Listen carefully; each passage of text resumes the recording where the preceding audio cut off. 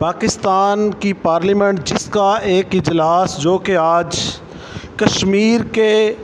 ख़ुद मुख्तारी के आर्टिकल 370 को निकालने के सिलसिले में मुनक़िद हुआ, उसकी कार्रवाई देख के अफसोस, नदामत और परेशानी के वो अल्फाज और वो जज्बात हैं कि उनका इजहार भी मुश्किल लग रहा है। वीडियो में आगे बढ़ने से पहले आपसे दरख्वास्त है कि अगर आपने हमारे चैनल एहसास टीवी को सब्सक्राइब नहीं किया तो प्लीज़ इसको सब्सक्राइब कर दें और इसके साथ लगा हुआ घंटी का बटन भी दबा दें ताकि आपको हमारी आने वाली हर वीडियो मिल सके।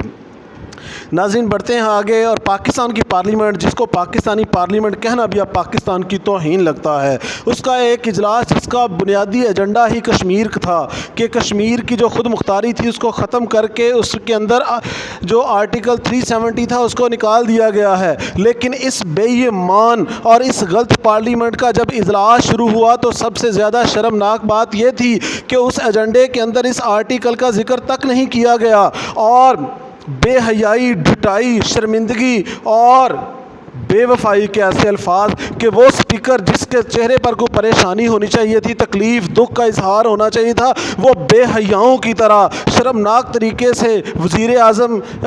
जो है आज़ाद कश्मीर उनको खुश आमदीद कहता है और बेहया अरकान हैं सारे के सारे डेस्क बजा बजा के इस्तकबाल कर रहे हैं। परेशानी, दुख या तकलीफ़ का शायबा तक उनके पास नहीं है। उससे भी ज़्यादा शर्मनाक और दुख वाली बात यह है कि आज़म सवाती उसका एजेंडा पेश करते हैं इजलास का, लेकिन उस एजेंडे के अंदर 370 का कहीं जिक्र तक भी नहीं होता। क्या इमरान खान को इस बात की समझ नहीं आती? क्या इमरान खान ने अपनी आस्तीन में ऐसे सांप पाल रखे हैं? ये वही आज़म सवाती है जिसने इमरान खान का मोरल नीचे गिराया, जिसने छोटे से मसले को लेकर अपनी हुकूमत का सत्यानाश करवाया, जिसने कहा था कि गरीबों को ज़िंदा रहने का मैं हक़ ही नहीं दूँगा। आज उसी आज़म सवाती ने अपना दूसरा रूप दिखाया और गंदगी से भरे जहन के साथ कि जिस बात का एजेंडा, जिस बात के लिए वो बुलाया गया, उस बात को ही उसने सामने नहीं रखा। इस मौके पर जब स्पीकर ने शहबाज शरीफ को इस बात के लिए दावत दी तो मैं कहता हूँ इस बात से कता नज़र कि उस पर किस तरह के इल्ज़ामात हैं, मैं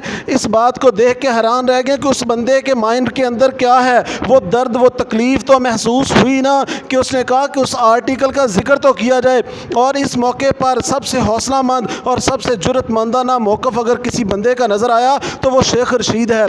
जिसे कहा जाता है बोलने की तमीज़ नहीं है, जिसे कहा जाता है कि ये हर वक्त मुंह फट रहता है। लेकिन उस बंदे ने जब दो मौके आए, एक वो मौका जब